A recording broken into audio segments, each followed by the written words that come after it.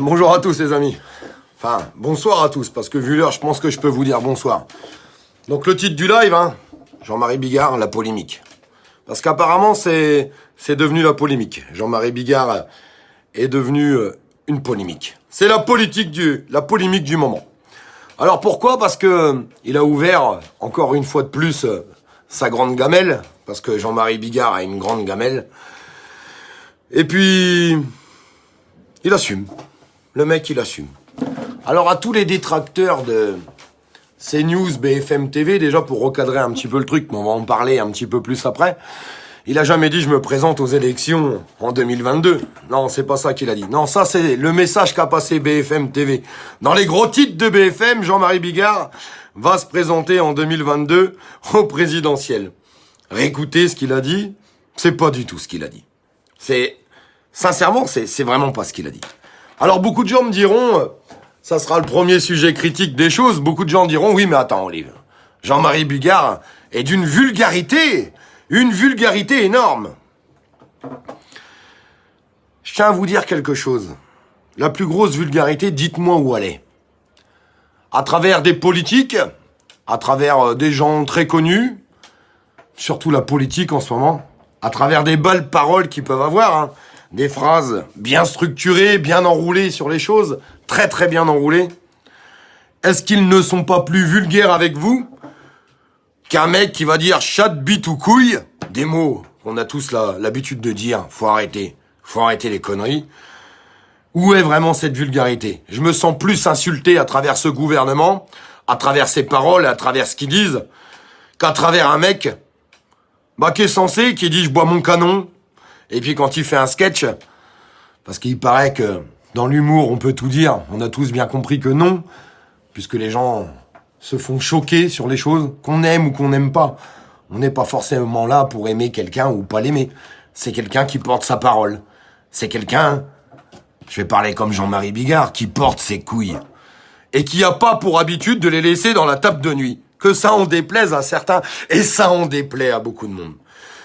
Avant d'en parler, juste 2-3 mots, parce que avant de critiquer quelqu'un, c'est bien de savoir qui il est, ce qu'il a fait, et ce qu'il fait.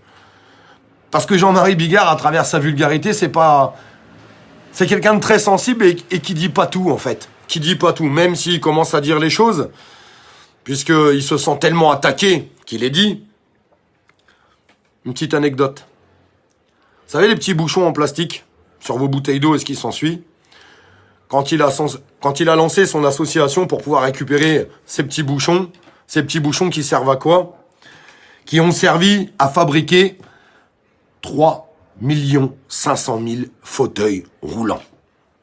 3 500 000 fauteuils roulants. Donc à travers sa vulgarité, il est capable de faire des choses. Une maternité au Burkina Faso, parce que des femmes, en 2020, accouchaient encore sur de la terre battue. Et il a pris de son argent dans sa poche, il a rien demandé à personne, le garçon. Il a pris l'argent dans sa poche pour monter cette maternité au Burkina Faso. Il l'a fait parce qu'il a un cœur. Il l'a fait parce qu'il a une âme, parce qu'il parle avec ses tripes et avec ses couilles. Et ça vaut de la critique. Ça vaut de la critique pour Jean-Marie Bigard. À dégueuler. Un orphelinat au Madagascar. Pareil, payé de son argent personnel, il n'a rien demandé à personne. Mais est-ce que vous l'avez vu passer à la télé pour dire « moi j'ai fait ça, moi je l'ai fait ». Non, jamais. Au grand jamais. Au grand jamais. Des places de concert avec des prix tarifs réduits pour les gens qui ne peuvent pas aller se divertir. Pour des personnes qui ne peuvent pas aller se divertir. Il avait baissé ses prix. Il avait baissé ses prix, ses places. Et puis à côté de ça, un mec qui est capable de dire qu'on est gouverné par des guignols. Par des guignols. Qui a fait ça? Qui l'a fait? Qui l'a fait? Je vous pose la question. Mettez-moi les commentaires. Qui l'a fait? Qui l'a fait?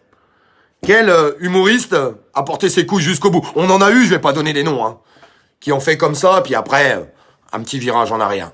Le mec, il a 66 ans. Il les a eu il y a pas très longtemps. Il a fait sa carrière. Il a pas besoin de nous. il a besoin de rien, il vit très bien, il vit très très bien, et il pourrait se dire, je ferme ma gueule. Et sa gueule, il la ferme pas. Vous pensez, c'est pourquoi? Les gens me diront, oui, non, mais c'est pour que mais ça lui ramène quoi? Le mec, il a rempli le Stade de France. Mais qu'est-ce qu'il en a à foutre? Qu'est-ce qu'il en a à foutre? Le mec, il parle parce qu'il a une paire de couilles, et puis il a des tripes, il a un cœur, il a une âme. Voilà, c'est qui Jean-Marie Bigard? Jean-Marie Bigard, oui, c'est quelqu'un qui est vulgaire. Oh, quel malheur, quel malheur. Est-ce que c'est bien plus important la vulgarité ou la vulgarité de ce gouvernement ou les gens qui nous dirigent ou tous les gens qui sont en train de le critiquer aujourd'hui? Un petit rappel, il le dit lui-même. Patrick Sébastien, tu resteras mon ami. Je pense que Patrick Sébastien, en fait, ne mérite pas sa sympathie. Honnêtement, très honnêtement. Il se permet d'aller dégueuler sur sa gueule.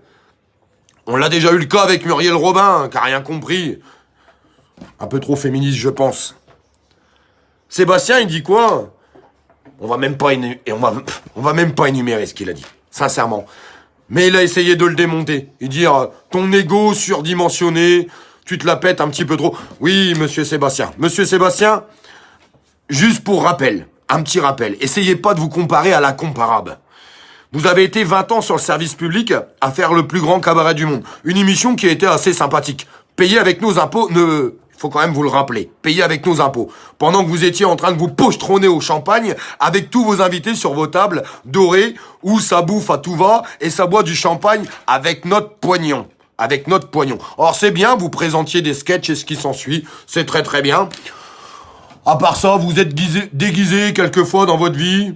Vous avez sorti des chansons totalement formidables. Monsieur Sébastien, monsieur Patrick Sébastien. Ils sont serrés les sardines ou faites tourner les serviettes. Vous avez jamais fini au top 50 avec ces chansons complètement pourrites à chier. Sincèrement, à chier, je suis désolé de vous le dire. Vous avez voulu faire de la chanson, mais arrêtez de chanter. Il faut tourner les serviettes et les gigouettes. Et vous voulez donner des leçons à monsieur Bigard, monsieur Sébastien? Vous voulez donner des leçons à monsieur Bigard? Ah, mais vous, c'est sûr, parce que comme vous le dites, votre grand copain Macron qui vous a appelé, votre grand copain, parce que vous aimez ça, hein, vous aimez ça, hein. Vous aimez beaucoup ça. Beaucoup, vous l'aimez ça. Vous allez pas porter vos couilles à dire que ce gouvernement fait de la merde. Vous allez pas porter vos couilles en disant qu'il y a des gens qui sont dans la souffrance. Vous allez pas porter vos couilles qu'il y a un gros problème aujourd'hui dans le système. Vous allez pas porter vos couilles en disant qu'il y a un problème en France. Vous allez jamais le faire, monsieur Sébastien. Jamais. Au grand jamais. Monsieur Bigard, avec sa vulgarité, il le fait. Il le fait. Et je le soutiendrai toujours. Et je le soutiens de tout cœur. Alors, pour revenir sur ces annonces où on essaye de faire croire que monsieur Bigard a dit qu'il se présentait aux élections présidentielles en 2022, non, c'est pas ce qu'il a dit. Tout ce qu'il a fait, c'est mettre un coup de pied dans la fourmilière et remuer la merde. Remuer la merde. Et merci, monsieur Bigard, de remuer la merde. Et j'espère que ce message lui parviendra. Et je compte sur vous pour le partager, ce message, pour que ça puisse y parvenir. Mais si ça parvient pas comme ça, on fera en sorte que ça y parvienne. Pour remuer la merde. En tout cas, moi je suis sûr que d'une chose. C'est que lui, il a porté ses couilles pendant que plein d'autres ne le font pas. Plein d'autres qui l'ont comparé d'ailleurs à Coluche. Mais Coluche qui doit se retourner dans sa tombe, quand on voit de ce que sont devenus le grand événement en fait de la télévision des Restos du Cœur, où on voit beaucoup de personnalités qui sont juste là pour faire leur promotion. Je voudrais bien savoir ce qu'ils donnent à ces Restos du Cœur. Le seul mot qu'ils disent pendant cette émission, on compte sur vous.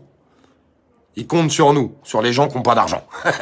Ils comptent sur les gens qui n'ont pas d'argent, les plus grands donateurs. Les plus grands donateurs. Monsieur Coluche doit se retourner dans sa tombe. Parce que lui a fait comme monsieur Bigard et a mis la main à la poche. Je suis pas certain qu'ils mettent beaucoup leurs mains à leur poche, ces gens-là. Ils vont faire leur petite promotion, ils passent à la télé, c'est gratuit, c'est cool. C'est à dégueuler. En tout cas, il y a quand même une chose où je suis absolument certain, c'est qu'il y a un problème dans ce pays, depuis des mois, depuis des années, et malheureusement, ce problème va s'amplifier à travers cette crise économique qui va être foudroyante, qui va ramener énormément de monde dans la précarité, à travers les lois qui ont été passées autour de l'assurance chômage et plein de gens qui tombent au chômage aujourd'hui, 1 million de personnes en un mois au mois d'avril. On va attendre d'avoir les chiffres des mois à venir, mais je pense que ça sera catastrophique. Honnêtement catastrophique. Eh bien, je vais vous dire un truc. Moi, je vais vous dire quelque chose. S'il y a quelqu'un qui peut porter notre parole, qui peut porter la parole du mouvement contestataire, qui va avancer en France à travers les hôpitaux, à travers les pompiers qui se remettent en grève, et à travers tout le monde, tous les travailleurs de France et tous les gens qui sont demandeurs d'emploi et qui ont envie de travailler, qui ont envie d'y arriver.